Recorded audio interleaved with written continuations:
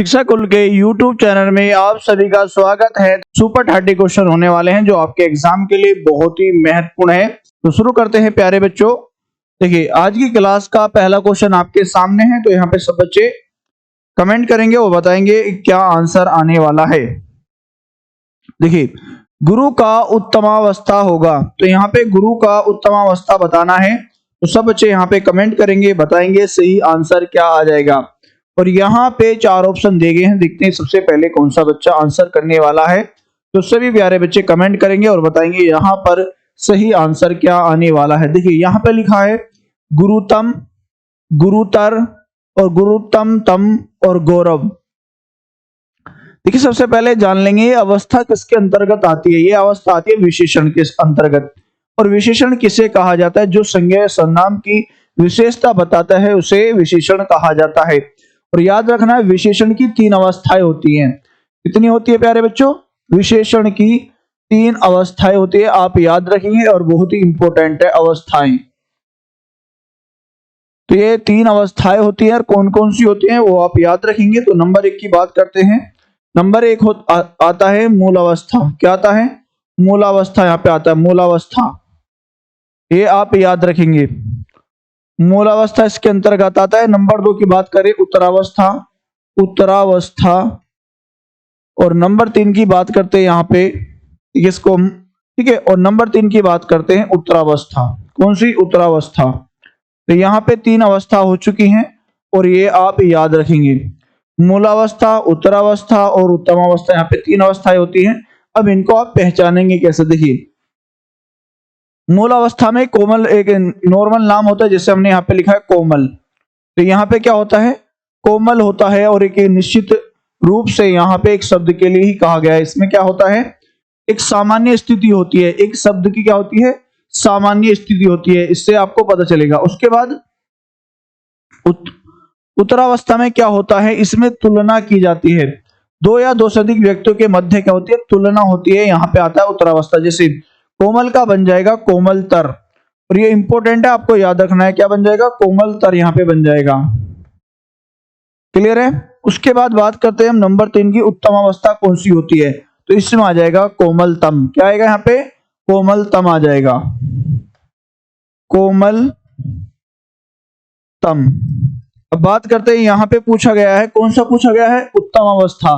तो यहाँ पे क्या आ जाएगा? गुरुतम। आपका सभी का आंसर आ जाएगा। क्या बनेगा प्यारे बच्चों? गुरुतम यहाँ पे आंसर आ जाएगा। क्या सभी को समझ में आ चुका है? एक बार कमेंट करके सभी प्यारे बच्चे बताएंगे। और एक बार सभी प्यारे बच्चे क्लास को लाइक और शेयर कर देंगे ताकि सभी बच्चों के पास ये महत्वपूर्ण क्लास पहुंच जाए। चलिए प्यारे बच्चों चलते हैं अगले प्रश्न की ओर। अगला प्रश्न आपके सामने। देखिए यहाँ पे क्या पूछा गया है, सब बच्चे प्रश्न को अच्छे से पढ़ेंगे। निम्न में से अव्यय। देखिए सबसे पहले जानेंगे अव्यय होता क्या है। कि अव्यय ऐसे शब्द होता है जिसमें किसी प्रकार का कोई खर्च न हो। क्या? किसी प्रकार का कोई खर्च न हो, उसे अव्यय कहा जाता है। आप इसको अर्थ के रूप में भी समझ लेंगे। तो इतने आप कमेंट करके आंसर करेंगे प्यारे बच्चों। यहाँ पे लिखा है उत्तर, ठीक, कृष्णा और जापान। और देखते हैं कौन बच्चा सबसे पहले आंसर करने वाला है। अब देखिए अव्यय के बारे में जान लेते हैं। यहाँ पे अव्यय लिखा है ए प्लस व्यय। क्या लिखा है? ए प्लस व्यय लिखा है। देखिए ए का अर्थ क्या होता है? ए का अर्थ होता है अभाव। क्या होता है प्यारे बच्चों? अभाव होता है, या कहा जाए कमी। और आप इसे याद रखेंगे, कमी कहा जाए, या इसका एक और अर्थ होता है रहित, या होता है नहीं, नहीं होता है, और यह एक और होता है न। आप ये अर्थ भी याद रखेंगे, इससे आपको पहचान हो जाएगी। उसके बाद बात करते हैं यहाँ पे व्यय। व्यय का अर्थ क्या होता है? खर्च होता है। तो आप यहाँ पे याद रखेंगे। तो व्यय का अर्थ क्या होता है? खर्च होता है। और तो इसका पूरा अर्थ क्या बन जाएगा? जिसमें खर्च की कमी हो या खर्च का अभाव से अव्यय कहा जाता है। और इसमें आपको एक और बात याद रखनी है, लिंग वचन कारक के आधार पे इसमें किसी भी प्रकार से परिवर्तन नहीं होता है। किस किसके आधार पे है? देखिए किसके आधार पे है? लिंग वचन कारक, ठीक है, पुरुष, काल, इनके आधार पर इसमें हम परिवर्तन नहीं कर सकते। आपको याद रखना है। तो आंसर यहाँ पे क्या बन जाएगा? तो ऑप्शन नंबर यहाँ पे क्या बन जाएगा? ठीक बन जाएगा। तो इसके कुछ उदाहरण है, आप याद रख लेंगे। जहां पे ठीक होगा नहीं शब्द होगा, ठीक है, नहीं होगा, परंतु, किंतु, ये क्या आते हैं सभी, किंतु, ठीक, ठीक तो यहाँ पे लिखा हुआ है। तो ये शब्द कैसे होते हैं, इन्हें कहा जाता है अव्यय शब्द, और इन्हें अव्यय को कहा जाता है अविकारी शब्द, जिसमें विकार न हो, यानी कि परिवर्तन न हो, किसके आधार पे, लिंग के आधार पे, वचन के आधार पे, कारक के आधार पे, पुरुष के आधार पे और काल के आधार पे। उम्मीद करता हूं आप सभी को अच्छे से समझ में आ गया होगा। चलते हैं प्यारे बच्चों अगले प्रश्न की ओर, जो बहुत ही इंपॉर्टेंट है। देखिए तो यहाँ पे सभी को समझ में आ चुका है, यहाँ पे पूछा गया है, सब बच्चे आंसर करेंगे, बताएंगे सही आंसर क्या आने वाला है। कौन सा समुच्चय बोधक अव्यय नहीं है। देखिए समुच्चय क्या होता है, जोड़ने वाला। समुच्चय का अर्थ होता है जोड़ना, दो या दो से अधिक शब्दों को जोड़ना, दो या दो से अधिक वाक्य को जोड़ने का कार्य जो करता है उसे समुच्चय कहा जाता है, और ये अव्यय का ही भाग है। देखिए यहाँ पे लिखा हुआ भी है समुच्चय बोधक अव्यय नहीं है, यहाँ पे लिखा है अर्थात, अतएव, अथवा, आजन्म। तो देखते हैं कौन बच्चा सबसे पहले आंसर करने वाला है, और सभी प्यारे बच्चे क्लास में जुड़े रहेंगे, क्लास को लाइक और शेयर कर देंगे अगर आपको क्लास पसंद आ रही है। तो देखते हैं सबसे पहले कौन बच्चा आंसर करने वाला है। तो यहाँ पे अर्थात है, अतएव है, अथवा है, आजन्म है, और सब देखते हैं कौन बच्चा सबसे पहले आंसर करने वाला है। चलिए बहुत शानदार, इसी तरह से सभी प्यारे बच्चे हमारी क्लास में जुड़े रहेंगे और बताएंगे यहाँ पर आंसर क्या आ जाएगा। देखिए यहाँ पे ये जो आ जन्म है, तो यहाँ पे दो शब्दों से मिलकर बना है, आ प्लस जन्म से। देखिए यहाँ पे लिखा है आ क्या है, यहाँ पे एक उपसर्ग है, आ क्या है, एक उपसर्ग है, ठीक है, और यहाँ पे बना क्या है, उपसर्ग के साथ जन्म लिखा है। तो इसका अर्थ क्या बन जाएगा, जन्म से लेकर। तो इसका अर्थ क्या बना, जन्म से लेकर, जन्म से लेकर इसका अर्थ बन जाएगा। ये आप याद रखेंगे। तो यहाँ पे क्या हो जाएगा, इसमें उपसर्ग है और यहाँ पे बाद में जन्म लिखा हुआ है, और यह इसका अर्थ बनता है आजीवन। क्या बनता है इसका, इसका अर्थ एक और बन जाता है आजीवन। आप याद रखेंगे क्या, आजीवन इसका भी अर्थ बन जाता है। तो आंसर क्या बन जाएगा प्यारे बच्चों, आंसर बनेगा यहाँ पर ऑप्शन नंबर डी, बिल्कुल सही आंसर हो जाएगा। क्लियर है, सभी को अच्छे समझ में आ चुका है। चलिए बहुत शानदार। तो चलते हैं प्यारे बच्चों अगले प्रश्न की ओर, जो बहुत ही महत्वपूर्ण है। देखिए यहाँ पे पूछा गया है जो शब्द वाक्यांशों तथा वाक्य तथा शब्दों को जोड़ते हैं उन्हें क्या कहते हैं। देखिए क्या कहा है, जो शब्द वाक्यांश को जोड़ते हैं, शब्दों को जोड़ते हैं और वाक्य को जोड़ते हैं उन्हें क्या कहा जाता है। यहाँ पे लिखा है व्यधिकरण, संबंधीकरण, समानाधिकरण और समुच्चय बोधक। देखते हैं कौन बच्चा यहाँ पे सबसे पहले आंसर करने वाला है, और सभी प्यारे बच्चे लगातार इसी तरह से आंसर करते रहेंगे और बताएंगे यहाँ पर सही आंसर क्या आ जाएगा। चलिए और बच्चे आंसर करना भी स्टार्ट कर दिए हैं, देखते हैं इस बच्चे का सबसे पहले आंसर आने वाला है। बहुत शानदार। तो प्यारे बच्चों यहाँ पे चार ऑप्शन लिखे गए हैं, देखते हैं यहाँ पे क्या आंसर आ जाएगा। तो सब बच्चे कमेंट करेंगे और बताएंगे सही आंसर क्या आ रहा है। देखिए तो यहाँ पे क्या आ जाएगा आंसर, बिल्कुल यहाँ पे बच्चों ने आंसर डी दिया है, तो सभी का आंसर क्या आ जाएगा, डी आ जाएगा। अब देखना यहाँ पे इसका रूप क्या होता है जोड़ने के लिए। देखिए इसमें क्या लिखा होगा, और लिखा होगा, ये इसके क्या है, पहचान चिन्ह है, और है, किंतु है, किंतु, किंतु, परंतु, वरन, वरन, इसलिए, इसलिए। तो यहाँ पे क्या होता है, इनसे क्या होता है, जोड़ा जाता है, जोड़ने का कार्य करते हैं, तो इन्हें क्या कहा जाता है, समुच्चय बोधक अव्यय कहा जाता है। तो क्लियर है, सभी को अच्छे समझ में आ चुका है प्यारे बच्चों। चलते हैं अगले प्रश्न की ओर, जो बहुत ही इंपॉर्टेंट है। देखिए तो यहाँ पे अगले प्रश्न की ओर चलते हैं। यहाँ पे पूछा गया है, वो सब बच्चे आंसर करेंगे, बताएंगे क्या आंसर यहाँ पे आ जाएगा। निम्न में से कौन सा शब्द पुल्लिंग है। देखिए यहाँ पे पूछा गया पुल्लिंग कौन सा है, और आपको याद रखना है, और इसमें दो ही प्रकार के, हिंदी में दो प्रकार के लिंग होते हैं। देखिए कितने होते हैं, हिंदी में दो प्रकार के लिंग होते हैं। कितने, दो प्रकार के। कौन कौन से होते हैं, तो याद रखेंगे। नंबर एक की बात करें तो यहाँ पे पुल्लिंग होगा, नंबर एक पुल्लिंग होता है, ठीक है, और नंबर दो यहाँ पे स्त्रीलिंग होगा। तो आपको याद रखना है, और यहाँ पे पुल्लिंग पूछा गया है, स्त्रीलिंग। और यहाँ पे अगर हम बात करें तो लिंग को देखिए, हिंदी में दो प्रकार के लिंग होते हैं, तो यहाँ पे हमने लिंग लिख दिया, और इसका दूसरा नाम भी होता है, इसका दूसरा नाम होता है चिह्न। क्या होता है, चिह्न होता है, आप याद रखेंगे। तो यहाँ पे आपको बताना है पुल्लिंग शब्द कौन सा है। तो 4 ऑप्शन दिए गए हैं। यहाँ पे लिखा है दया, माया, भाषा और आभार। देखते हैं कौन बच्चा सबसे पहले आंसर करने वाला है प्यारे बच्चों। और यहाँ पे 4 ऑप्शन दिए गए हैं। देखते हैं यहाँ पे सही आंसर किस बच्चे का आने वाला है। देखिए आशीष ने ए आंसर दिया है, कोमल ने सी आंसर दिया है, राखी का डी आंसर आ रहा है। तो सभी प्यारे बच्चे इसी तरह से आंसर करते रहेंगे और हमारी क्लास में जुड़े रहेंगे। देखिए यहाँ पे क्या आया है, देखिए कुछ बच्चे ए आंसर कर रहे हैं। देखिए ए नहीं आएगा।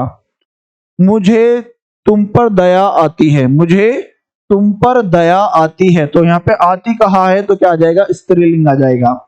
उसके बाद माया, माया किसी की नहीं होती, आती है और चली जाती है। तो ये क्या बनेगा, यहाँ पे स्त्रीलिंग बन जाएगा। उसके बाद यहाँ पे लिखा है भाषा। हमारे देश की भाषा क्या है, हमारे देश की भाषा। देखिए देश की भाषा का नहीं, देश का नहीं, देश की जो भाषा है क्या है। तो यहाँ पे क्या आएगा, स्त्रीलिंग। तो नंबर डी यहाँ पे जिन बच्चों ने आंसर दिया है बिल्कुल सही हो जाएगा। मैं आपका आभार व्यक्त करता हूं। तो आभार यहाँ पे क्या आ जाएगा, पुल्लिंग शब्द आ जाएगा। सभी को समझ में आ चुका है प्यारे बच्चों। चलिए बहुत शानदार, चलते हैं अगले प्रश्न की ओर। अगला प्रश्न आपके सामने है, सब बच्चे आंसर करेंगे। और निम्न में से कौन सा शब्द स्त्रीलिंग है। देखिए अभी बताया था हिंदी में केवल 2 लिंग है, स्त्रीलिंग और पुल्लिंग। तो यहाँ पे आपके स्त्रीलिंग से पूछा गया है। ठीक है, यहाँ पे 4 ऑप्शन दिए गए हैं, विवाद, सार, रूप और आय। तो बताएंगे सब बच्चे कमेंट करके यहाँ पर सही आंसर क्या आ रहा है। और लगातार आप सभी बच्चे इसी तरह से हमारी क्लास में जुड़े रहेंगे।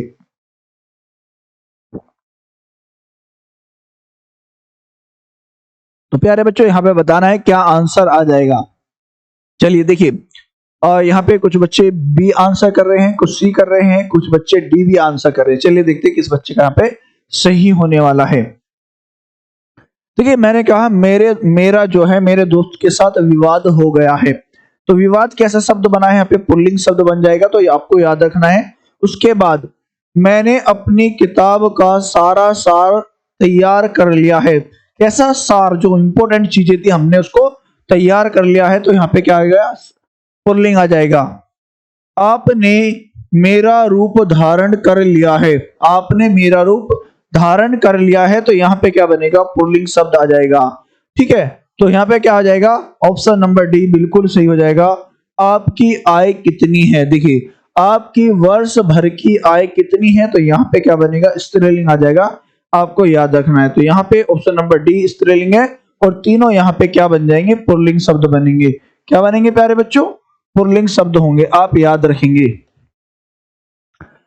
क्लियर है, सभी को अच्छे से समझ में आ चुका है। चलिए बहुत ही शानदार। तो चलते हैं प्यारे बच्चों अगले क्वेश्चन की ओर। इसी तरह से आप आंसर करते रहेंगे और कमेंट भी करते रहेंगे। देखिए अगला प्रश्न आपके सामने है, सब बच्चे आंसर करेंगे, बताएंगे क्या आंसर आने वाला है।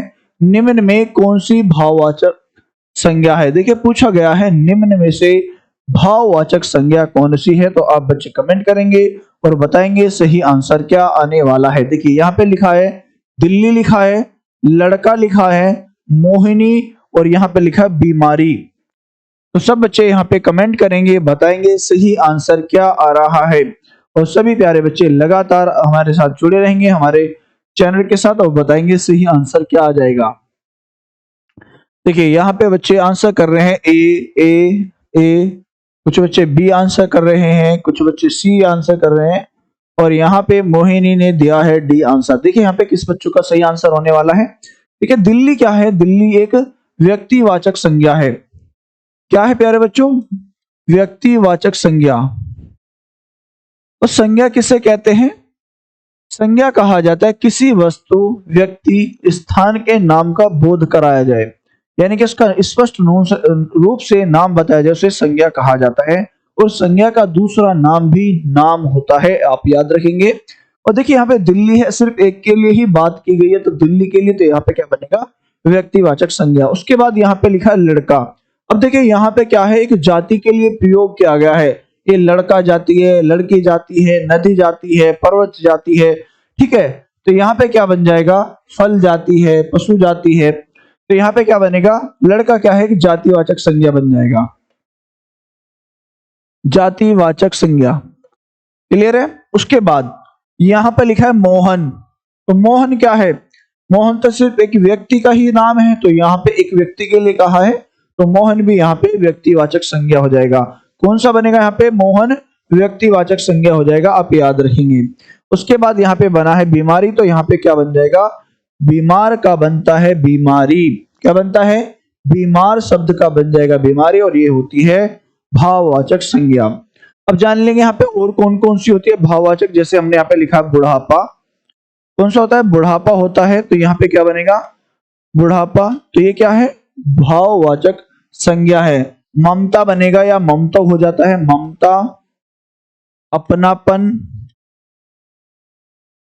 अपनापन। तो ये सब क्या होती हैं? भाववाचक संज्ञा होती हैं। क्लियर है? उसके बाद ध्यान रखेंगे यहाँ पे प्यारे बच्चों, देखिए अब बात करते हैं व्यक्ति की, तो यहाँ पे क्या आ जाएगा? गंगा नदी जो है, क्या आएगा यहाँ पे? व्यक्तिवाचक संज्ञा होगी। अगर हम बात करें जाति की, तो अगर हमने यहाँ पे पर्वत लिख दिया, क्या लिखा यहाँ पे? पर्वत लिखा या नदी लिखा, तो ये सब क्या होते हैं? नदी, ये होते हैं जातिवाचक। और हमने यहाँ पे लिख दिया हिमालय, तो हिमालय क्या होगा? यहाँ पे व्यक्तिवाचक संज्ञा होता है। तो सभी को समझ में आ चुका है प्यारे बच्चों? चलिए बहुत शानदार। अगर आपको चीज समझ में आ चुका है तो कमेंट करके जरूर बताना है। चलिए चलते हैं अगले प्रश्न की ओर। अगला प्रश्न आपके सामने है, सब बच्चे कमेंट करेंगे और बताएंगे यहाँ पर सही आंसर क्या आ जाएगा। ठीक है, यहाँ पे लिखा ए राकेश यहाँ आओ, इस वाक्य में कौन सा कारक है? ठीक है, यहाँ पे पूछा गया है कारक, तो कौन सा कारक है, किसका उदाहरण है, किस कारक का, ये आपको बताना है। ठीक है, कारक किससे कहते हैं? जो वाक्य में विभक्ति के रूप में प्रयोग होते हैं उसे कारक कहा जाता है। देखिए जैसे यहाँ पे बात करते हैं हम कारक की, तो कारक का क्या क्या नाम है ये भी आपको याद रखना है। कारक, कारक का दूसरा नाम है परसर्ग। क्या होता है? परसर्ग होता है। ठीक है, तो यहाँ पे क्या होता है? परसर्ग होता है, यानी कि साथ में चलने वाला जुड़ के। उसके बाद यहाँ पे बात करते हैं कितने प्रकार के होते हैं, तो ये होते हैं 8 प्रकार के। कितने प्रकार के होते हैं? 8 प्रकार के होते हैं, तो याद रखेंगे। अब बात करते हैं, यहाँ पे पूछा गया है ए राकेश यहाँ आओ, तो यहाँ पे क्या हो जाएगा बताएंगे सब बच्चे कमेंट करके क्या आंसर बनने वाला है। तो यहाँ पे 4 ऑप्शन है, अधिकरण कारक है, संबोधन है, कर्ता है, और यहाँ पे करण कारक दिया गया है। तो बताएंगे सब बच्चे आंसर क्या आ जाएगा। सब बच्चे कमेंट करेंगे और बताएंगे सही आंसर क्या आने वाला है। देखिए यहाँ पे पूछा है अधिकरण, तो अधिकरण यहाँ पे क्या आता है? तो इसकी पहचान क्या होती है?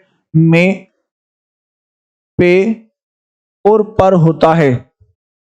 तो याद रखेंगे, तो इसकी जो विभक्ति चिन्ह है में, पे, पर होता है। जैसे जंगल में शेर रहता है, तो यहाँ पे क्या आ चुका है? में आ जाएगा। या मेज पर बिल्ली बैठी है, तो जैसे हम एक उदाहरण लिख लेते हैं यहाँ पे में, ठीक है, बिल्ली मेज पर,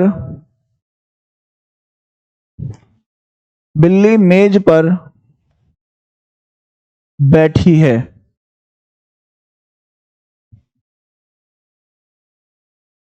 तो यहाँ पे आपको क्या पता चला है कि बिल्ली किस पर बैठी है? मेज पर। तो यहाँ पे अधिकरण कारक का प्रयोग किया गया है। अब यहाँ पे आप बात करते हैं कर्ता। मोहन ने साइकिल चलाई।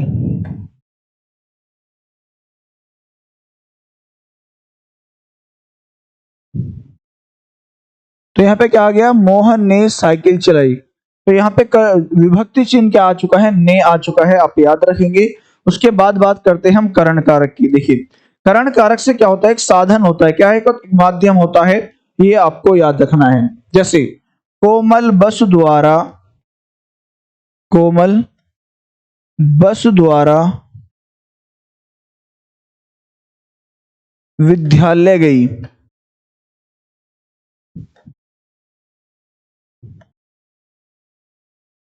ठीक है, से या के द्वारा, इसका विभक्ति चिन्ह होता है से या के द्वारा। तो यहाँ पे क्या लिखा है? मोहन, सॉरी, कोमल बस के द्वारा। तो यहाँ पे हम अगर हम कुछ चीज भूल जाते हैं तो विभक्ति चिन्ह लगा के वहां पे उसको लिख देते हैं, इसलिए मैंने इसको छोड़ा है। तो ये भी आपको याद रखना। तो क्या हो जाएगा यहाँ पे? कोमल बस के द्वारा विद्यालय गई। तो यहाँ पे क्या आ जाएगा? करण कारक का प्रयोग किया जाएगा। तो सभी को समझ में आ चुका है प्यारे बच्चों। तो आंसर यहाँ पे क्या बना है? तो यहाँ पे बिल्कुल सही आंसर क्या आ रहा है? जिन बच्चों ने आंसर दिया है ऑप्शन नंबर बी बिल्कुल सही आंसर हो जाएगा। जिन बच्चों ने यहाँ पे बी आंसर दिया है यानी कि संबोधन कारक, तो यहाँ पे सही आंसर हो जाएगा। और इसकी पहचान आपके सामने विस्मय आदि का चिन्ह होता है, जिसे अंग्रेजी में आई बोलते हैं, तो इसका विपरीत होता है। क्लियर है सभी का कॉन्सेप्ट? चलिए बहुत शानदार, चलते हैं अगले प्रश्न की ओर। अगला प्रश्न आपके सामने है। देखिए, वृक्षों से पत्ते झड़ते हैं में कौन सा कारक है? तो बताएंगे वृक्षों से पत्ते गिरते हैं, तो कौन सा कारक का प्रयोग किया गया था? पकड़ता कारक है, संप्रदान है, अपादान है और अधिकरण है। तो सब बच्चे कमेंट करेंगे, बताएंगे सही आंसर क्या आ रहा है। देखिए यहाँ पे मोहिनी ने आंसर देना स्टार्ट किया है, ये आंसर कर रही है। तो सब बच्चे इसी तरह से कमेंट करते रहेंगे। और कोमल का आंसर डी आ रहा है। राखी ने बी आंसर दिया है। चलिए बहुत शानदार प्यारे बच्चों, यहाँ पे क्या है? पेड़ से पत्ते झड़ते हैं। देखिए इसमें क्या होता है, जब तुलना की जाती है, क्या हो इसमें? तुलना की जाए, तुलना या डर हो, क्या हो? या डर हो, तुलना हो या डर हो। और इसमें क्या होता है? अलग करने के लिए, अलगाव करने के लिए, क्या? अलगाव। तो यहाँ पे क्या होता है? अलगाव होता है। तो ये आप याद रखें, यानी कि इसको क्या कहा जाता है? अलग करना। जब हम एक दूसरे से संपर्क से हट जाते हैं, उससे क्या कहा जाता है? अपादान कहा जाता है। तो पेड़ किससे शामिल था? तो पत्ता जो है पेड़ से शामिल था, और उससे पत्ता जो है पेड़ से गिर चुका है, तो यहाँ पे क्या हो जाएगा? अपादान कारक हो जाएगा। तो आंसर क्या बना है प्यारे बच्चों? अपादान कारक यहाँ पे आ जाएगा। ठीक है, और इसका विभक्ति चिन्ह से है, और उसका अर्थ होता है अलग करना। जैसे चोर छत से कूद गया, तो यहाँ पे छत थी और वहां पे चोर उससे कूद चुका है, तो छत का और चोर का संपर्क हट चुका है। उसके बाद बात करते हैं यहाँ पे देखिए संप्रदान। तो यहाँ पे इसके बाद ही दान जुड़ा हुआ है। क्या जुड़ा हुआ? दान जुड़ा हुआ है, तो ये आपको याद रखना है। देखिए मोहिनी के लिए, मोहिनी के लिए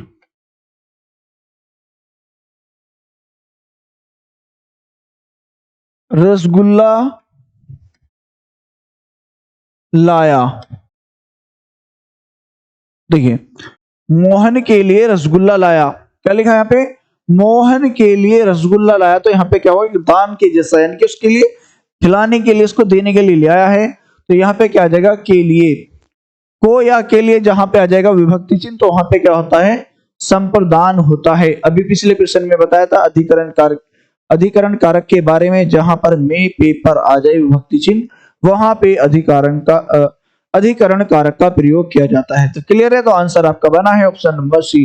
चलते हैं अगले प्रश्न की ओर। अगला प्रश्न आपके सामने, सब बच्चे आंसर करेंगे, बताएंगे सही आंसर क्या आ जाएगा। ठीक है, यहाँ पे लिखा है श्रृंगार का तत्सम। देखिए तत्सम शब्द कौन से होते हैं? उन्हें कहा जाता है संस्कृत। अगर तत्सम की बात करें तो कौन से शब्द होते हैं? संस्कृत वाले शब्द होते हैं। तो सब बच्चे कमेंट करेंगे, बताएंगे यहाँ पे क्या आंसर आएगा। श्रृंगार है और श्रृंगार है, श्रृंगार है और श्रृंगार है। तो श्रृंगार का तत्सम शब्द यानी कि संस्कृत रूप कैसा होता है? सब बच्चे कमेंट करेंगे, बहुत शानदार। तो बच्चे यहाँ पे आंसर करना स्टार्ट कर दिए हैं। तो आंसर क्या आ रहा है प्यारे बच्चों? ऑप्शन नंबर ए यहाँ पे बिल्कुल सही आंसर हो जाएगा। तो सभी बच्चों का क्या आ चुका है आंसर? ऑप्शन नंबर ए बिल्कुल सही हो जाएगा। चलते हैं अगले प्रश्न की ओर प्यारे बच्चों। अगला प्रश्न आपके सामने, सब बच्चे कमेंट करेंगे, बताएंगे सही आंसर क्या आ जाएगा। देखिए निम्नलिखित में से कौन सा शब्द तत्सम नहीं है? तत्सम नहीं यानी कि संस्कृत का नहीं है, ये आपको बताना है। तो ऐसा कौन सा यहाँ पे शब्द दिया गया है? कपाट है, कीटक है, ऊंची है और यहाँ पे है कुंभकार।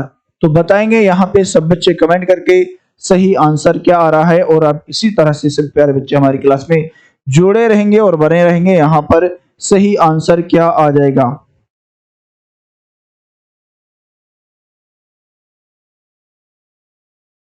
चलिए देखते हैं कौन बच्चा सबसे पहले आंसर करने वाला है। चलिए देखिए यहाँ पे कपाट लिखा है, तो कपाट का हिंदी क्या होता है? किवाड़ होता है। क्या होता है प्यारे बच्चों? किवाड़ होता है। और यहाँ पे कुंभकार का क्या होता है? कुम्हार होता है, कुम्हार होता है। तो यहाँ पे ये तो कंफर्म हो चुका है कि यहाँ पे क्या है? तत्सम शब्द हैं। तो इनमें से आपको बताना है क्या आंसर बन रहा है। तो सब बच्चे आंसर करेंगे, बताएंगे सही आंसर क्या आ जाएगा। और लगातार आप सभी इसी तरह से हमारी क्लास में जुड़े रहेंगे और बताएंगे क्या आंसर आ जाएगा। देखिए यहाँ पे कुची क्या है? तत्सम तद्भव शब्द है। क्या है? तद्भव शब्द है। तो इसका तत्सम क्या बनता है? कुर्चिका बनता है। क्या बनता है? कुर्चिका बनता है। इसे कहा जाता है तत्सम शब्द। क्या होता है? ये तत्सम शब्द होता है। क्लियर है प्यारे बच्चों? तो यहाँ पे क्या बन जाएगा, कुरुचि का यहाँ पे बन जाएगा और ये होता है तत्सम शब्द, ये आप याद रखेंगे। ठीक है, तो सभी को समझ में आ चुका है, इसे कहा जाता है कुची। तो यहाँ पे आंसर आ चुका है प्यारे बच्चों। इसी तरह से आप सभी हमारी क्लास में जुड़े रहेंगे बहुत शानदार तरीके से। तो आंसर बन जाएगा ऑप्शन नंबर सी। चलिए बहुत शानदार, चलते हैं अगले प्रश्न की ओर। अगला प्रश्न आपके सामने है, देखते कौन बच्चा सबसे पहले आंसर करने वाला है। तटस्थ का भिन्न अर्थ क्या है? देखिए, तटस्थ का भिन्न अर्थ पूछा गया, यानी कि भिन्न का अर्थ है इससे अलग। तो यानी कि जो तटस्थ से लिखा है इसके कुछ अर्थ हैं, तो इनसे अलग कौन सा है? यहाँ पे लिखा बढ़ई, ठीक है, सूत्रधार, शिलान्यास और विश्वकर्मा। तो देखते हैं कौन बच्चा सबसे पहले आंसर करने वाला है। तो सभी प्यारे बच्चे कमेंट करेंगे, बताएंगे यहाँ पर सही आंसर क्या आ रहा है। चलिए बहुत शानदार, और इसी तरह से सभी प्यारे बच्चे हमारी क्लास में जुड़े रहेंगे और आंसर करेंगे, बताएंगे यहाँ पर सही आंसर क्या आ जाएगा। चलिए बहुत शानदार, मोहिनी आंसर कर रही है ई, कोमल का सी आंसर है, राखी बी आंसर कर रही है, संगीता ने डी आंसर दिया है। चलिए बहुत शानदार। तो प्यारे बच्चों यहाँ पे आंसर क्या बन रहा है? जिन बच्चों ने सी आंसर दिया है, तो ये कैसे हो जाएगा? भिन्न हो जाएगा, ये अलग हो जाएगा। शिलान्यास यानी कि उद्घाटन करना, किसी चीज की हम बुनियाद को शुरू करते हैं। तो यहाँ पे आंसर क्या बना? ऑप्शन नंबर सी बिल्कुल सही हो जाएगा। अगले प्रश्न की ओर चलते हैं, और अगला प्रश्न पूछा गया है, देखिए यहाँ पे चिन्ह से पूछा गया है। किससे? चिन्ह टॉपिक से पूछा गया। तो देखते कौन बच्चा यहाँ पर सही आंसर करने वाला है। उसने मुझसे कहा मैंने आज एक मशीन खरीदी। देखिए उसने क्या कहा है? खरीदी है। उसने मुझसे कहा मैंने आज एक मशीन खरीदी है। तो यहाँ पे प्यारे बच्चों आपके सामने प्रश्न है और पूछा गया है इसमें, देखिए प्रश्न पूछा गया है, उक्त वार्तालाप में किस विराम चिन्ह की कमी या त्रुटि है?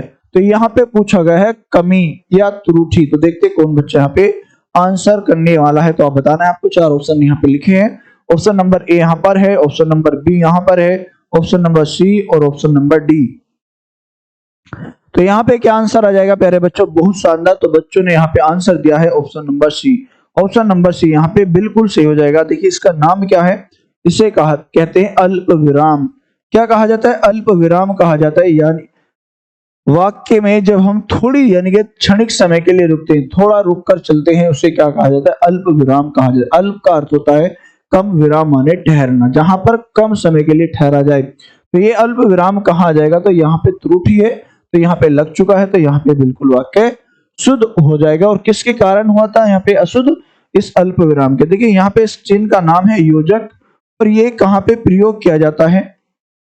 ये होता है संबंध। इसका एक और नाम है संबंध। क्या होता है? संबंध बोधक इसको कहा जाता है। और ये कहाँ पे प्रयोग किया जाता है? जहां पर विपरीत अर्थक शब्द होते हैं, एक दूसरे के विपरीत शब्द होते हैं। जैसे हमने लिखा है यहाँ पे भेड़ बकरी। क्या लिखा है? भेड़ बकरी है, और ये इंपोर्टेंट भी है, भेड़ बकरी आप याद रखेंगे। तो यहाँ पे प्रयोग किया जाता है योजक चिन्ह। क्या किया जाता है? योजक चिन्ह इसको कहा जाता है। उसके बाद यहाँ पे लिखा है उद्धरण चिन्ह। क्या? उद्धरण चिन्ह इसको कहा जाता है, उद्धरण चिन्ह। और ये दो प्रकार के होते हैं। तो ये यहाँ पे कौन सा है? दुहरा है। क्या है? दुहरा। और यहाँ पे लिखा है इकहारा। क्या लिखा है? इकहारा उद्धरण चिन्ह है। कौन सा है? इकहारा उद्धरण चिन्ह है, याद रखेंगे। क्या सभी को समझ में आ चुका है प्यारे बच्चों? चलिए बहुत शानदार। तो चलते हैं अगले प्रश्न की ओर। अगला प्रश्न आपके सामने है। ठीक है, यहाँ पे पूछा गया है दुरात्मा में कौन सा उपसर्ग है? देखिए उपसर्ग किसे कहा जाता है? वे शब्दांश जो किसी भी शब्द के पूर्व में लगकर उस शब्द का अर्थ बदल देते हैं, उसे उपसर्ग कहा जाता है। और उपसर्ग का एक और नाम होता है आदि। आप याद रखेंगे। क्या कहा जाता है इसको? आदि भी कहा जाता है। और आदि का अर्थ होता है आरंभ या प्रारंभ। तो बताएंगे यहाँ पे सब बच्चे कमेंट करके क्या आंसर आ जाएगा। ऑप्शन नंबर एक लिखा है, दो यहाँ पे ऑप्शन नंबर बी है, ऑप्शन नंबर सी और ऑप्शन नंबर डी। तो सब बच्चे कमेंट करेंगे, बताएंगे यहाँ पर सही आंसर क्या आ रहा है। चलिए बहुत शानदार। तो प्यारे बच्चे यहाँ पे आंसर कर रहे हैं, बी आंसर कर रहे हैं कुछ बच्चे, और कुछ बच्चे यहाँ पर सी आंसर कर रहे हैं। तो सभी प्यारे बच्चे क्लास को लगातार लाइक और शेयर करते रहेंगे और हमारे चैनल को सब्सक्राइब भी कर देंगे। तो आंसर यहाँ पे क्या बनेगा प्यारे बच्चों? ऑप्शन नंबर सी जिन बच्चों ने दिया है बिल्कुल सही हो जाएगा। ठीक है, इसको बनाना कैसा है? तो यहाँ पे क्या लिखा है? दुर लिखा है, और उसके बाद एक शब्द बनता है आत्मा, और जब यहाँ पे आ इसके साथ जुड़ जाएगा यानी कि रे के साथ जुड़ेगा, तो रे को यहाँ पे क्या कर देगा, अपनी मात्रा देगा, आ की मात्रा यानी कि खड़ी पाई की मात्रा, तो यहाँ पे इसको रे को पूर्ण कर देगा। और यहाँ पे रे कैसे, आधा यानी कि स्वर रहित है, तो यहाँ पे क्या बनेगा, दुरात्मा यहाँ पे बन जाएगा। तो आंसर क्या बना है, ऑप्शन नंबर सी बिल्कुल सही आंसर हो जाएगा। क्लियर है प्यारे बच्चों, सभी को समझ में आ चुका है। चलिए बहुत शानदार, तो चलते हैं अगले प्रश्न की ओर। देखिए अगला प्रश्न यहाँ पे दिया गया है, पूछा गया है कौन सा शब्द स्वर का वर्गीकरण नहीं है। देखिए वर्गीकरण नहीं है स्वर का, तो ये आपको बताना है। तो सब बच्चे कमेंट करेंगे, बताएंगे यहाँ पे सही आंसर क्या आ जाएगा। देखिए बहुत ही इंपॉर्टेंट क्वेश्चन है। यहाँ पे लिखा है प्लुत, ह्रस्व लिखा है, और यहाँ पे लिखा है संयुक्त, और यहाँ पे लिखा है द्वित। तो बताएंगे सभी प्यारे बच्चे कमेंट करके यहाँ पर क्या आंसर आ रहा है। और आप सभी प्यारे बच्चे इसी तरह से मेरी क्लास में जुड़े रहेंगे और बताएंगे यहाँ पर क्या आंसर बनेगा। देखिए यहाँ पे प्लुत क्या होता है, प्लुत की पहचान सबसे पहले जानेंगे, 3 इकाई की तरह होती है, और ये होता है संस्कृत का। कहां से, वैदिक संस्कृत से इसको लिया गया है, और इसके उच्चारण करते समय 3 मात्रा का समय लगता है, ये आपको याद रखना है। और यहाँ पे किस किस शब्दों में इसको प्रयोग किया जाता है, ओम में, ठीक है, ओम यहाँ पे शब्द है या राम है, तो यहाँ पे इसका प्रयोग किया जाता है। अब देखिए यहाँ पे प्लुत जो है प्लुत स्वर है, तो मात्रा के आधार यानी कि मात्रा के आधार पर या कालमान के आधार पर इनको 3 भागों में बांटा गया है। तो यहाँ पे प्लुत हो चुका है, उसके बाद हस है। देखिए हस कौन से होते हैं, ए, ई, उ या री। तो यहाँ पे हस होते हैं और इनकी संख्या 4 होती है। उच्चारण करते समय जिसमें एक मात्रा का, जिन स्वरों को उच्चारण करते समय एक मात्रा का समय लगता है उसे हस स्वर कहा जाता है। तो यहाँ पे क्या बन जाएगा, हस स्वर। यहाँ पर ए, ई, उ और यहाँ पर री है और संख्या होती है 4, आप इसको याद रखेंगे। उसके बाद बात करते हैं संयुक्त की। देखिए यहाँ पे संयुक्त स्वर होते हैं, ए प्लस ई के साथ जब जुड़ता है तो यहाँ पे क्या बनता है, ए बनता है, ए बनता है, और ए के साथ जब हम इसको जोड़ देते हैं तो यहाँ पे क्या बनता है, बड़ा ए बनता है।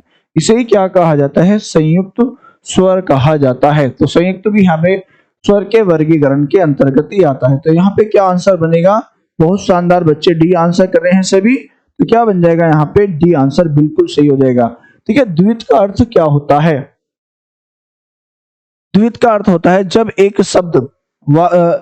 जब एक वर्ण शब्द के मध्य में प्रयोग होता है, एक तो आधा होता है और उसी के जैसा पूर्ण होता है। या कहा जाए 2 एक जैसे स्वर, एक स्वर रहित होता है और एक स्वर सहित होता है, उसे हम कहते हैं द्वित। जैसे हमने यहाँ पे लिखा है दिल्ली शब्द, क्या लिखा है, दिल्ली शब्द लिखा है, तो सब बच्चे ध्यान देंगे। तो यहाँ पे क्या है, दिल लिखा है और यहाँ पे बना है दिल्ली। तो यहाँ पे 2 शब्द कैसे हो चुके हैं, एक जैसे हैं, एक होता है आधा यानी कि स्वर रहित होता है और एक होता है स्वर सहित। तो यहाँ पे बन जाएगा द्वित, इसे कहा जाता है द्वित। तो यहाँ पे ये स्वर के अंतर्गत नहीं आता है।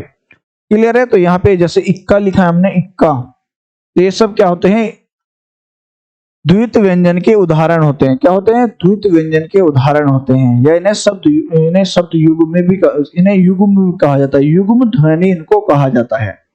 क्लियर है, सभी को समझ में आ चुका है। तो बहुत शानदार, चलती है अगले प्रश्न की ओर। अगला प्रश्न आपके सामने है, निम्न में से कौन सा मूल दीर्घ स्वर नहीं है।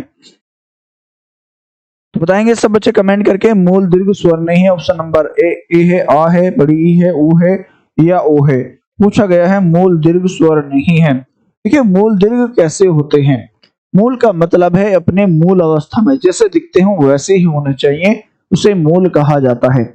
तो यहाँ पे पूछा गया ऐसा कौन सा स्वर है जो अपनी मूल अवस्था में नहीं है।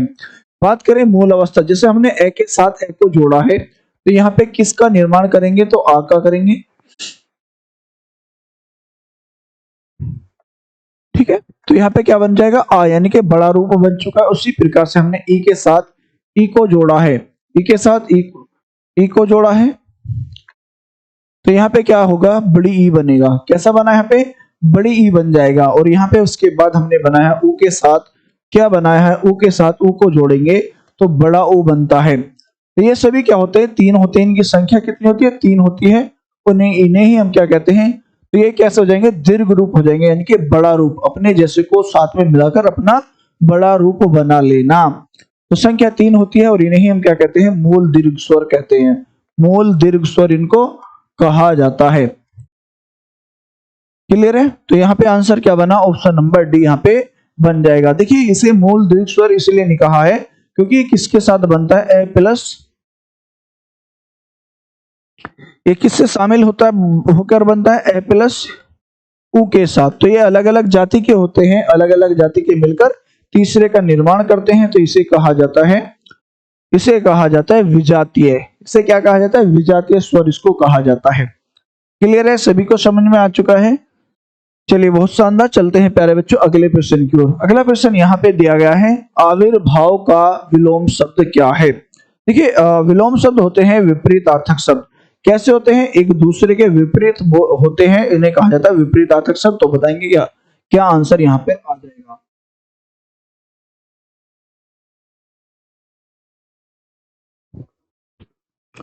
चलिए प्यारे बच्चों, तो यहाँ पे क्या आंसर आ रहा है बताएंगे कमेंट करके। तिरोभाव है, विरक्ति है, अंत है, अधोगति है।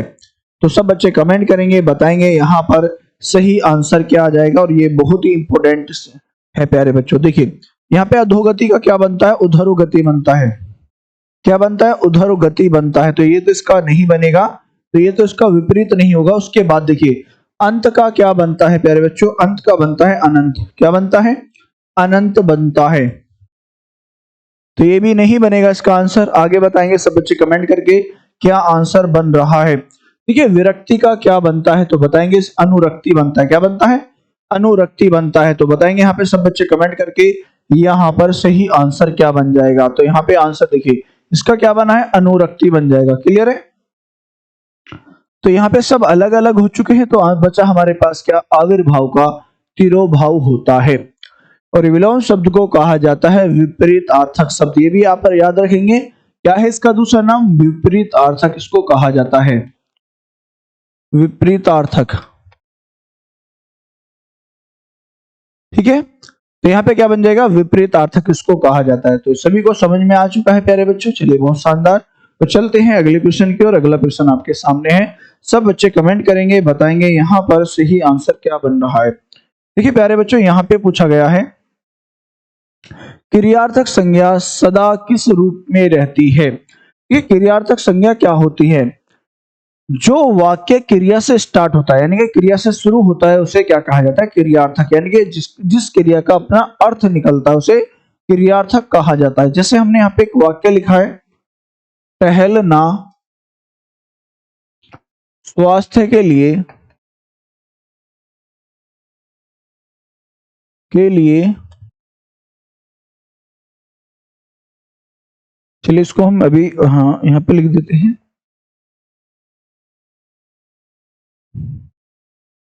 टहलना स्वास्थ्य के लिए लाभदायक है, के लिए लाभदायक है, लाभदायक है। चलिए ठीक है, तो हमने यहाँ पे है यहाँ पे लिख दिया है।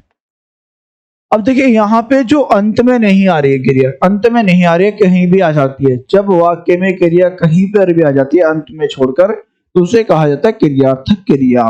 तो यहाँ पे क्या आ रहा है? टहलना आ रहा है। टहलने से हमारा अर्थ पता चल रहा है। तो ये हमेशा क्या होती है? एक वचन होती है। ये आप याद रखें क्या होता है? हमेशा एक वचन होती है। क्लियर है? तो यहाँ पे क्या बन जाएगा? एक वचन पुल्लिंग होता है। ये भी आपको याद रखना है। क्लियर है प्यारे बच्चों? टहलना जो होता है, टहलना, टहलनी नहीं, टहलना तो पुल्लिंग शब्द होता है। और कैसे होता है? एक वचन भी होता है।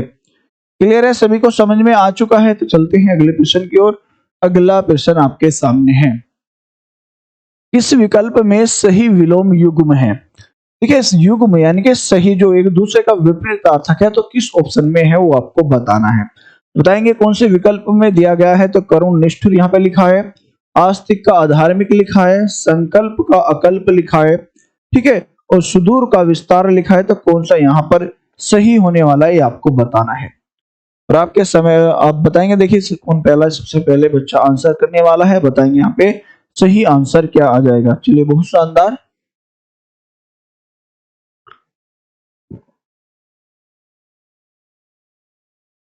देखिए सुदूर, सुदूर का मतलब होता है दूर। क्या होता है? दूर। तो इसके पास वाली वस्तु क्या बनेगी? सन्निट कहा जाता है इसको। क्या कहा जाता है? सन्निट। तो उसको सन्निकट कहा जाता है। याद रखेंगे क्या कहा जाता है प्यारे बच्चों, उसको सन्निकट कहा जाता है। क्लियर है, सभी को समझ में आ रहा है? चलिए बहुत शानदार। तो इसे कहा जाता है सन्निकट, या इसको एक और नाम कहा जाए निकट। क्या कहा जाता है इसको? निकट भी कहा जाता है। क्या कहा जाता है? निकट। अब उसके बाद देखिए विस्तार। अगर हम किसी के बारे में विस्तार करते हैं यानी कि फैलाव करते हैं, क्या करते हैं? विस्तार करते हैं या फैलाव करते हैं, तो उसको हम छोटा रूप क्या लिखेंगे? विपरीतार्थक। तो इसका बनता है संक्षेप। क्या बनेगा प्यारे बच्चों? संक्षेप होता है। क्लियर है? उसके बाद यहाँ पे देखिए संकल्प का क्या होता है? मैंने किसी चीज का संकल्प ले लिया है कि ये मुझे कार्य करना ही करना है, तो उसका विपरीत क्या अर्थ आएगा? विकल्प आएगा। क्या आ जाएगा यहाँ पे? विकल्प रहेगा। ये आप याद रखेंगे। चलिए यहाँ पे उसको बना देते हैं। तो संकल्प का क्या क्या होता है? विपरीतार्थक विकल्प होता है।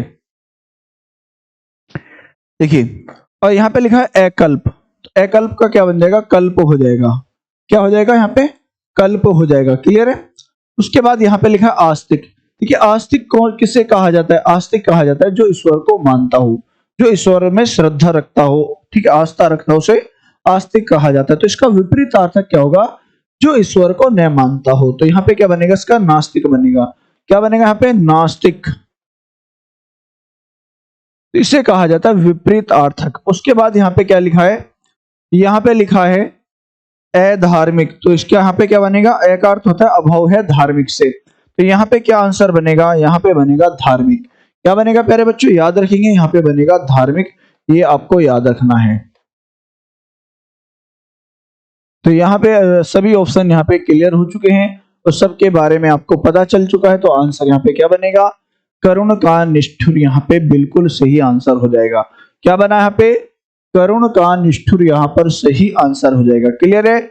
सभी बच्चों को अच्छे से समझ में आ चुका है? अगर आ गया तो क्लास को जिन बच्चों ने अभी तक शेयर नहीं किया तो शेयर कर देंगे, जिन बच्चों ने अभी तक लाइक नहीं किया तो लाइक कर लेंगे, और साथ ही बेल आइकन भी दबा चैनल सब्सक्राइब कर लेंगे और बेल आइकन दबा देंगे। चलिए अगले प्रश्न की ओर चलते प्यारे बच्चों।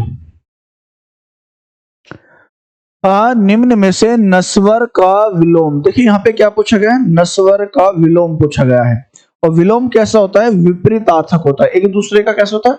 विपरीतार्थक होता है। जैसा राजा का रानी, भीड़ का बकरी, नदी का नाले। और चलिए ऐसा नहीं, यहाँ पे जैसे माता पिता, ठीक है, तो क्या हो जाएंगे? स्त्रीलिंग। पुरुष महिला स्त्री, यहाँ पे क्या हो जाएगा? एक दूसरे के विपरीत होने चाहिए।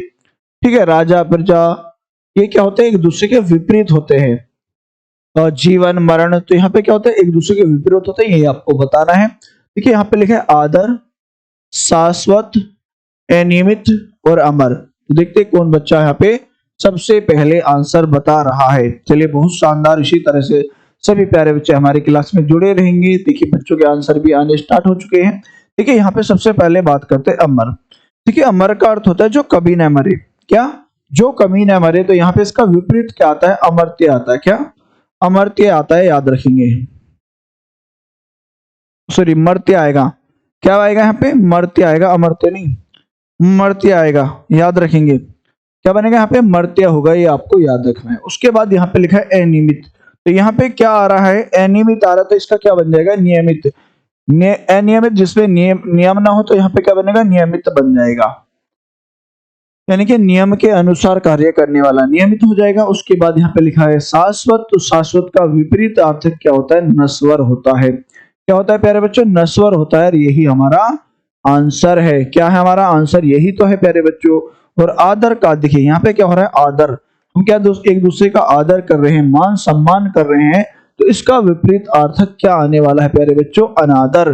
क्या आएगा यहाँ पे? अनादर आ जाएगा, जहां पर आदर की कमी हो। तो आंसर क्या बना? ऑप्शन नंबर बी बिल्कुल सही आंसर हो जाएगा। क्या सभी को समझ में आ चुका है अच्छे से? बहुत ही शानदार। तो चलते हैं अगले प्रश्न की ओर। अगला प्रश्न आपके सामने है। पूछा गया है किस विकल्प में सभी शब्द पर्यायवाची हैं? देखिए पर्यायवाची को हम एक अलग अलग नाम से पहचानते हैं। से कहा जाता है पर्याय। क्या कहा जाता है? पर्याय किसको कहा जाता है? और एक और कहा जाता है समानार्थी। क्या कहा जाता है? समानार्थी इसको कहा जाता है, या कहा जाए समान अर्थ वाले। वे शब्द जिनका समान अर्थ निकलता हो, यानी कि एक जैसा, उन्हें समानार्थी कहा जाता है। तो बताना यहाँ पे आंसर क्या बन जाएगा। देखिए यहाँ पे लिखा कनक, कंचन, निनाद, वदन, आनन, आस्य, नियति, विधि, धीवर, आसुग, तीर, प्रज्ञा। तो ऐसा कौन सा ऑप्शन है जो एक के ही पर्यायवाची है, एक जैसे सभी शब्द पर्यायवाची है? तो बताएंगे सब बच्चे कमेंट करके यहाँ पर क्या आंसर आ रहा है। चलिए बहुत शानदार। और इसी तरह से प्यारे बच्चे कमेंट करते रहेंगे। देखिए बिल्कुल सही आंसर है। यहाँ पे बच्चों ने आंसर दिया है, क्या आ रहा है प्यारे बच्चों? सी आंसर नहीं प्यारे बच्चों, बी आएगा। देखिए यहाँ पे आंसर क्या बनेगा? बी बनेगा। कुछ बच्चे यहाँ पे सी आंसर कर रहे हैं, जिन बच्चों का बी आंसर है बिल्कुल सही हो जाएगा। देखिए ये किसका होता है? मुख का होता है। किसका होता है प्यारे बच्चों? मुख का होता है। याद रखेंगे, मुख जिसको मुखड़ा कहते हैं। क्या कहते हैं? मुखड़ा। ठीक है, ये इसको मुंह भी कहा जाता है, मुंह। ये सभी किसके होते हैं? मुंह के होते हैं, ये आपको याद रखेंगे। क्लियर है? सभी को समझ में आ चुका है? चलिए बहुत शानदार। चलते हैं प्यारे बच्चों अगले प्रश्न की ओर। और यहाँ पे प्रश्न पूछा गया है, सब बच्चे ध्यान से देखेंगे। पत्नी शब्द के पर्यायवाची शब्द। देखिए क्या कहा है? पत्नी जो है इसके पर्यायवाची शब्द आपको बताने हैं। तो सब बच्चे कमेंट करेंगे, बताएंगे सही आंसर क्या आ जाएगा। यहाँ पे लिखा है विभावरी, रजनी, चंचला, तड़ित, भार्या, प्राणप्रिया, वधु, तनुजा। तो सब बच्चे कमेंट करेंगे, बताएंगे यहाँ पर सही आंसर क्या आ रहा है। कुछ बच्चे यहाँ पे देखिए आंसर करने स्टार्ट कर दिए हैं। विभावरी ऑप्शन नंबर ए कर रहे हैं। देखिए देखते हैं यहाँ पे क्या आंसर बन जाएगा। ठीक, ए नहीं बनेगा प्यारे बच्चों, आंसर बनेगा यहाँ पे ऑप्शन नंबर सी। क्या बनेगा? ऑप्शन नंबर सी यहाँ पे बिल्कुल सही हो जाएगा। देखिए इसके अन्य नाम भी होते हैं। वामा, क्या कहा जाता है इसको? वामा कहा जाता है, या कहा जाए वनीता। क्या कहा जाए? वनीता इसको कहा जाता है। और एक शब्द है बेगम। क्या कहा जाता है इसको? बेगम कहा जाता है, या कलत्र इसको कहा जाता है। क्या कहा जाता है? कलत्र। तो आप याद रखेंगे सभी नाम औरत है। क्या है? औरत है, महिला है, तो सभी नाम इनको कहा जाता है। क्लियर है? सभी को समझ में आ चुका है? बहुत शानदार। उसके बाद बात करते हैं प्यारे बच्चे, कुछ बच्चे ने आंसर दिया है ऑप्शन नंबर ए। देखिए ये किसका होता है? रात का होता है। किसका होता है? रात्रि का होता है। रात्रि, या कहा जाए तमी। किसका होता है? तमी का होता है। तो याद रखेंगे। तो विभावरी, रजनी, ठीक है, सरवरी। हाँ क्या होता है? सरवरी, जिसको बोलते हैं तारों भरी रात, सरवरी। तो यहाँ पे रात से मतलब है, तो आप याद रखिए विभावरी, रजनी, रात, ऋतु, तमी, ये सभी किसके होते हैं? रात के पर्यायवाची होते हैं। क्लियर है प्यारे बच्चों? उसके बाद देखिए चंचला, तड़ित, बिजली, किसके होते हैं? बिजली के होते हैं। याद रखेंगे किसके होते हैं? बिजली के होते हैं। बिजली, ठीक है, विद्युत। तो ये आपको याद रखना है, ये आपको याद रखना है। क्लियर है? सभी को समझ में आ चुका है? चलिए बहुत शानदार। चलते हैं अगले प्रश्न की ओर। अगला प्रश्न यहाँ पे पूछा गया है, सब बच्चे आंसर करेंगे, बताएंगे सही आंसर क्या जाएगा। अब सर्प, मेंढक, सिंह, घोड़ा, वानर, हाथी आदि को समझाने वाला शब्द। देखिए समझाने वाला शब्द क्या है? ये जितने भी आपके सामने शब्द लिखे हैं, एक ही शब्द को इसको संबोधित करता है, या इसको कहा जाए अनेकार्थी शब्द। एक ही शब्द के अनेक अर्थ होते हैं, इसे अनेकार्थी शब्द कहा जाता है। तो देखते हैं सबसे पहले कौन बच्चा यहाँ पे आंसर करने वाला है। चलिए बहुत शानदार। तो बच्चे कमेंट करेंगे, बताएंगे सही आंसर क्या आएगा। पशु, शिव, हरि, या कपीस। तो यहाँ पे क्या आंसर बन रहा है प्यारे बच्चों? सब बच्चे कमेंट करेंगे। बहुत ही शानदार। देखिए बच्चों के आंसर आने स्टार्ट हो चुके हैं। सी। चलिए बहुत शानदार। तो क्या आ रहा है यहाँ पे? बच्चे समझ में आ चुका है सभी के? क्या आएगा यहाँ पे? सी आंसर आ जाएगा। बहुत ही शानदार। तो ये सभी किसके होते हैं? हरि के। हरि को सर्प भी कहा जाता है, मेंढक, सिंह, वानर, यहाँ पे क्या कहा जाता है? तो याद रखिए हरि को ही कहा जाता है। सभी को समझ में आ चुका है? चलिए बहुत शानदार। चलते हैं अगले प्रश्न की ओर। यहाँ पे पूछा गया है, निम्न में से कौन सा शब्द अनेकार्थक है? यानी कि अनेकार्थक है, एक ही शब्द के अनेक अर्थ हो, यहाँ पे पूछा गया है। तो सब बच्चे कमेंट करेंगे, बताएंगे यहाँ पर सही आंसर क्या आ रहा है प्यारे बच्चों। देखिए यहाँ पे लिखा है अभिमान, आयु, अधिक, या लिखा है अर्थ। तो सब बच्चे कमेंट करेंगे, बताएंगे यहाँ पर सही आंसर क्या आ रहा है। क्या सभी को क्लियर दिख रहा है? बहुत शानदार। और बताएंगे यहाँ पर सही आंसर क्या आ जाएगा। और इसी तरह से सभी प्यारे बच्चे हमारी क्लास में जुड़े रहेंगे और बने रहेंगे। देखिए तो यहाँ पे अभिमान है, आयु है, अधिक है, अर्थ है, तो यहाँ पे क्या आंसर बन जाएगा? तो प्यारे बच्चों यहाँ पे क्या बन जाएगा? व्याख्या। इसका अर्थ होता है व्याख्या। क्या होता है? व्याख्या होता है, या इसको कहा जाए कारण। क्या कहा जाए? प्रयोजन इसको कहा जाता है, प्रयोजन। तो ये सभी किसके होते हैं? इसे यानी कि अर्थ के ही अर्थ होते हैं। क्या होते हैं? अर्थ के ही अर्थ, या अर्थ कहा जाए इसको। क्या कहा जाता है? अर्थ का अर्थ कहा जाता है, यानी कि उत्तर। शब्द का अर्थ बताओ, उसका उत्तर बताओ, तो ये आपको याद रखना है। तो यहाँ पे क्या बन जाएगा? के लिए, वस्तु, यहाँ पे सब इसी के लिए आ जाते हैं। क्या आता है? वस्तु आता है शब्द, ये आप याद रखें, वस्तु आता है, लिए आता है, क्या आता है? लिए। तो इसे कहा गया है अनेकार्थी। तो आंसर बनेगा प्यारे बच्चों option number D. Option number D इसका अर्थ बन जाएगा। क्या सभी को समझ में आ चुका है? चलिए बहुत ही शानदार। और चलते हैं अगले प्रश्न की ओर प्यारे बच्चों। अगला प्रश्न यहाँ पर दिया गया है, तो देखते कौन बच्चा यहाँ पे आंसर करने वाला है।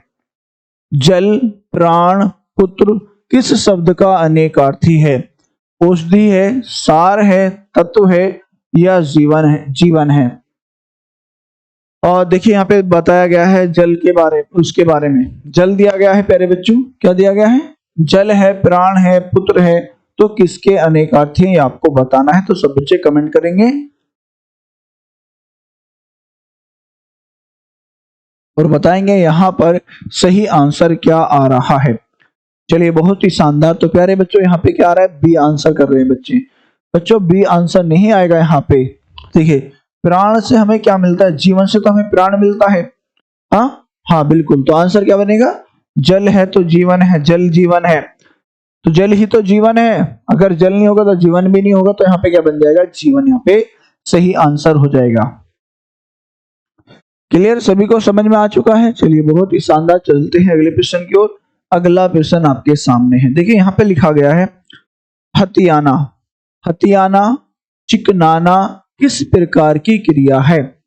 तो यहाँ पे हथियाना, चिकनाना किस प्रकार की क्रिया है, ये आपसे पूछा गया है। तो सब बच्चे कमेंट करेंगे, बताएंगे यहाँ पर क्या आंसर आएगा।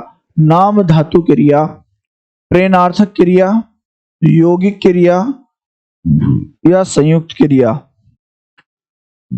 तो सब बच्चे कमेंट करेंगे, बताएंगे यहाँ पर सही आंसर क्या आ रहा है। चलिए बहुत ही शानदार प्यारे बच्चों, कमेंट करेंगे, बताएंगे यहाँ पर सही आंसर क्या आ जाएगा। देखिए नाम धातु क्या होता है? ये क्या होता है? नाम धातु क्या होता है? प्रेरणार्थक क्या होता है? देखिए, और यहाँ पे यौगिक क्रिया कौन सी होती है, और यहाँ पे संयुक्त क्रिया होती है। देखिए संयुक्त क्रिया कहाँ पे आती है? जिस वाक्य में दो क्रियाओं का प्रयोग किया जाता है। जैसे मोहन घर जा रहा है, तो यहाँ पे क्या बन जाएगा? मोहन घर जा रहा है। इसे क्या कहा जाता है? तो यहाँ पे जाना हो चुका है। क्या? एक तो ये क्रिया है, यहाँ पे क्रिया है, और यहाँ पे क्या आएगी क्रिया प्यारे बच्चों? रहना। रहना, तो रहना क्या है? यहाँ पे भी क्रिया ही है। तो यहाँ पे कितनी क्रिया हो चुकी है? दो हो चुकी है। इसे कहा जाता है संयुक्त क्रिया। क्या होता है? इसे संयुक्त क्रिया कहा जाता है। उसके बाद बात करते हैं यहाँ पे प्रेरणार्थक। तो प्रेरणार्थक क्या होता है? कोई कार्य किसी के द्वारा कराया जाए। ठीक है, जैसे अध्यापक ने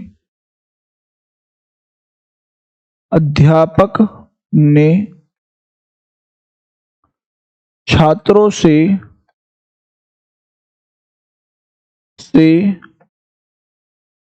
पुस्तक पढ़वाई।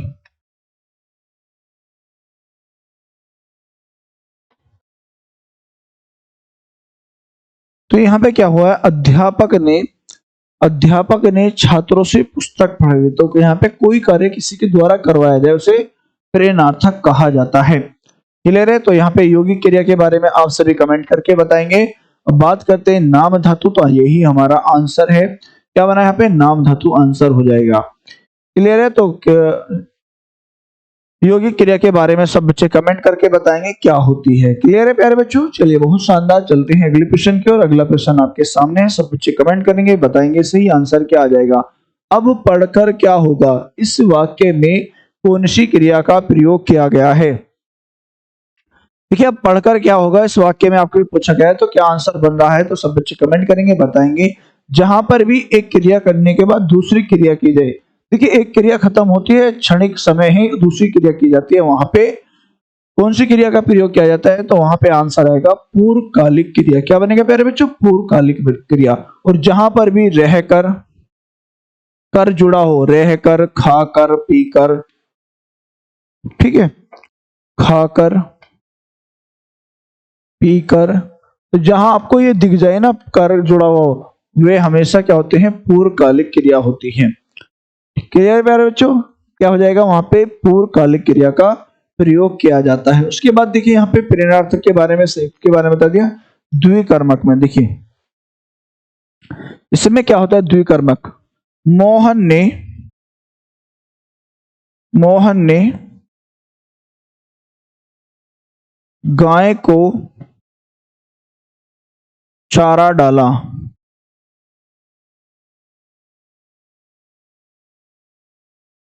तो यहाँ पे क्या आ जाएगा, और आपको याद रखना है पहचान कैसे करनी है। तो यहाँ पे क्या आ रहा है, मोहन आ रहा है, क्या आ रहा है, मोहन आ रहा है यहाँ पे कर्ता, ठीक है। और यहाँ पे कर्म क्या है, एक तो यहाँ पे कर्म गाय है, और एक यहाँ पे काम क्या क्या है, मोहन ने काम किया, चारा लाया, और चारा किसको डाला, गाय को डाला। तो यहाँ पे कर्म क्या है, तो यहाँ पे क्या होगा, चारा कर्म होगा। और यहाँ पे क्या है, ये क्या है, इसे कब बोला जाता है, क्रिया। क्या है प्यारे बच्चों, इसे क्रिया कहा जाता है। और आप देख रहे हैं इसे कहा जाता है परसर्ग। क्या कहा जाता है इसको, परसर्ग या विभक्ति चिन्ह इसको कहा जाता है। क्या कहा जाता है इसको, परसर्ग या विभक्ति चिन्ह कहा जाता है, या इसको कहा जाता है कारक। क्लियर है, तो यहाँ पे समझ में आ चुका है। तो यहाँ पे क्या कितने कर्म आ रहे हैं, एक, और यहाँ पे दो, तो कितने हो जाएंगे, यहाँ पे इसे कहा जाता है द्विकर्मक क्रिया। तो जिस वाक्य में दो कर्मों का प्रयोग किया जाता है और मुख्य क्रिया को छोड़कर मुख्य कर्ता को छोड़कर और उसके बाद दो संज्ञा होते हैं, वही कर्म का कार्य करती हैं। तो यहाँ पे बन जाएगा द्विकर्मक क्रिया। सभी को समझ में आ चुका है प्यारे बच्चों, चलिए बहुत शानदार। तो चलते हैं अगले प्रश्न की ओर। अगला प्रश्न आपके सामने, सब बच्चे यहाँ पे कमेंट करेंगे, बताएंगे क्या आंसर आ रहा है। देखिए गाड़ी लिखा है, गाढ़ी लिखा है, शब्द युग्म के लिए सही अर्थ युग्म बनाना है। तो यहाँ पे आपको इन दोनों का देखिए इनका उच्चारण लगभग एक जैसा होता है, वर्तनी की दृष्टि से लगभग एक जैसे होता है, लेकिन इनका अर्थ अलग अलग होता है, ये आपको याद रखना है। इन्हें हम शब्द युग्म कहते हैं। तो यहाँ पे क्या लिखा है, यान लिखा है, गहरी लिखा है, गहरी यान, गिरी यान, निकाली गिरी। अब देखिए गाड़ी को क्या कहा जाता है, यान कहा जाता है। क्या, गाड़ी को यान कहा जाता है। तो देखेंगे पहला जो गाड़ी आ रहा है तो इसका किस किस ऑप्शन में यान लिखा है। ठीक है, पहले का यहाँ पे यान लिखा है, यहाँ पे गहरी तो गलत हो जाएगा, यहाँ पे गिरी गलत हो जाएगा, और यहाँ पे निकाली भी। तो बिल्कुल यहाँ पे आंसर क्या बन जाएगा प्यारे बच्चों, इस तरह से आप इसका आंसर भी बना लेंगे। तो क्या बनेगा यहाँ पे, ऑप्शन नंबर ए बिल्कुल सही हो जाएगा। गाड़ी का अर्थ होता है यान और गाढ़ी का अर्थ होता है गहरी। क्लियर है, सभी को समझ में आ चुका है। तो चलते प्यारे बच्चों अगले प्रश्न की ओर। अगला प्रश्न आपके सामने है, कौन सा संयुक्त क्रिया का भेद नहीं है। देखिए यहाँ पे पूछा गया निम्न में से कौन सा संयुक्त क्रिया का भेद नहीं है, तो ये आपको बताना है। प्यारे बच्चों मैं बता दूं, संयुक्त क्रिया के 11 भेद होते हैं जो इंपॉर्टेंट है। कितने हैं, 11 भेद होते हैं, और यहां से एग्जाम में पूछा जाता है। कितने होते हैं, 11 भेद होते हैं। तो यहाँ पे पूछा है कौन सा नहीं है। तो यहाँ पे आंसर क्या बनेगा, देखिए अवकाश बोधक है, निश्चय बोधक है, और नित्यता बोधक है, या नाम बोधक क्रिया है। तो यहाँ पे प्यारे बच्चों ऑप्शन नंबर यहाँ पे क्या बन जाएगा, डी यहाँ पे आ जाएगा। ठीक है, नाम बोधक किसमें होता है, जिसमें क्रिया के साथ नाम की क्या संज्ञा का बोध कराए, क्रिया संज्ञा का बोध कराए, उसे नाम बोधक कहा जाता है। जैसे हमने यहाँ पे लिखा है भस्म करना, क्या लिखा है, भस्म करना। तो क्रिया किसका बोध कर रही है, संज्ञा का। या गोली मारना, गोली मारना, ठीक है। दया करना, तो क्या होते हैं, ये सब क्या होते हैं। तो यहाँ पे क्या होता है, नाम बोधक क्रिया, नाम बोधक क्रिया इसको कहा जाता है। क्लियर है प्यारे बच्चों, चलिए। और आज की क्लास का आखिरी सवाल है, तो सब बच्चे यहाँ पे आंसर करेंगे, बताएंगे सही आंसर क्या आ जाएगा। निम्न में से कौन सा संख्यावाचक विशेषण है? तो यहाँ पे लिखा है कुछ, कैसा, गरीब या सफेद। तो सब बच्चे कमेंट करेंगे, बताएंगे यहाँ पर सही आंसर क्या आ जाएगा। क्लियर है प्यारे बच्चों? तो बिल्कुल शानदार यहाँ पे बच्चे आंसर कर रहे हैं। तो यहाँ पे क्या बन जाएगा? कुछ यहाँ पे बन जाएगा। ठीक है प्यारे बच्चों, क्या बन जाएगा? कुछ। जैसे यहाँ पे लिखा है कुछ बच्चे खेल रहे हैं, कुछ बच्चे खेल रहे हैं, खेल रहे हैं। और ये भी आपको याद रखना है, जहां पर वस्तु गिनी जाए, जहां पर गिनी जा सके वहां पे संख्यावाचक होती है, जहां पे मापा तोला जाए वहां पे परिमाणवाचक विशेषण होता है। क्लियर है प्यारे बच्चों? तो सभी बच्चे, तो यहाँ पे सभी को समझ में आ चुका है। और यहाँ पे सफेद जो लिखा है सफेद, और यहाँ पे लिखा है गरीब, ये क्या होते हैं? गुण होते हैं। ये होते हैं गुण। क्या होते हैं? गुणवाचक विशेषण इसको कहा जाता है। ये गरीब है, अमीर है, तो यहाँ पे, और यहाँ पे क्या लिखा है? कैसा। तो कैसा क्या होता है? कैसा। ठीक है, तो कैसे के बारे में आप बताएंगे कमेंट करके। ठीक है प्यारे बच्चों, तो सब बच्चे कमेंट करके बताएंगे आज की क्लास आपको कैसी लगी। अगर क्लास आपको पसंद आई है तो हमारे यूट्यूब चैनल को सब्सक्राइब करेंगे, क्लास को लाइक और शेयर करेंगे। ठीक है प्यारे बच्चों, चलिए फिर मिलते हैं अगली क्लास के लिए। आज के लिए अलविदा चाहते हैं। जय हिंद, जय भारत।